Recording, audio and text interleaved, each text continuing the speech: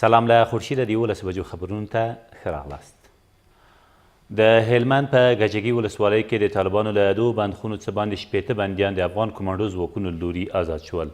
په هلمند کې د کمانډو ځواکونو د اووم خنجر کنډک مسؤلین وایي دغه بندخونې چې په د بابا کاري سیمه کې موقعیت درلود تېره شپه کشف او د سپین ږیرو او ماشومانو په ګډون 80 بندیان آزاد شول. سرچینه زیاتوي په دې عملیاتو کې د یادې بندخونې 2 ساتونکي وژل شوي او 9 نور کسان نیول شوي دي. ولسوالۍ د بابا په کلي کې خاصو قوتونو لخوا 80 کسان د 2 زندانونو نه آزاد شو او دوی ټول انتقال شوي دي شوراب ته چې دوی فصل درملنې نه بیرته خپل کلي ته استوي. په افغانستان کې د چین سفیر وایي هیواد په افغانستان کې له وچکالۍ او سیلاب ځپلو سره د مالي او خوراکي توکو مرستې کوي. لیو جینسونګ تېره ورځ له ولسمشر غني سره په کتنه کې زیاته کړه چې هیواد یې د طبیعي پیښو پر وړاندې د اړوندو وزارتونو او ادارو د تخنیکي پوهې او ظرفیتونو د لوړولو په برخو کې هم همکاري ته چمتو دی. د نوموړي په وینا بیجینګ هڅې کوي چې د سیمې د امنیت، ثبات او پرمختګ په برخو کې فعال رول ولري. له دې سره سم ولسمشر غني هم د سیمې په ثبات او پرمختګ کې د چین هیواد رول مهم وباله او زیاته کړه چې افغان حکومت هم په دې برخه کې هر ډول همکارۍ ته چمتو دی.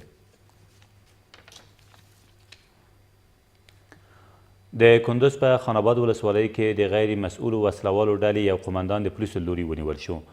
د کندوز امنیه قمندان عبدالباقي نورسانی وایي دغه کس چې عبدالمتین نومیږي او په متینک مشهور دی تېر ماښام په خان آباد ولسوالۍ کې له پولیسو سره تر یوې نښتې وروسته له خپل یو کس سره یو ځای نیول شوی دی.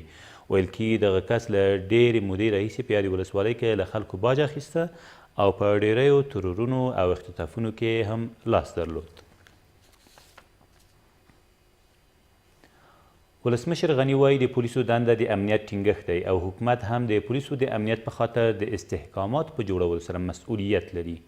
نوموړي تېره ورځ د کورنیو چارو وزارت له ستر امنیتي مرستیال د کابل امنیه قمندان او د پلازمینې د پولیسو د حوزو له آمرینو سره په کتنه کې زیاته کړه پولیس او ټول هیوادوال مکلف دي چې قانون رعایت کړي او هیڅوک نشي کولی د پولیسو پر ضد له زوره کار واخلي.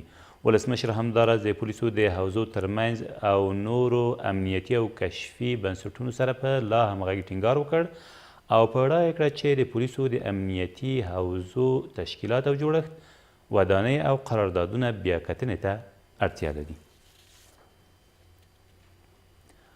او د القاعدې یو غړی د ننګرهار په مرکز کې د څارګر ملي ادارې له لوري نیول شوی دی. د ننګرهار د رسنیو دفتر مسؤلین وایي دا کس چې رحمت الله نومیږي د جلال آباد ښار د لومړۍ ناحیې له شاوخوا سیمو نیول شوی دی. سرچینه زیاتوي په دې عملیاتو کې د نوموړي 4 ملګري هم نیول شوي دي. دا تر دې مهاله وروستي خبرونه، تر بیا مو الله مل.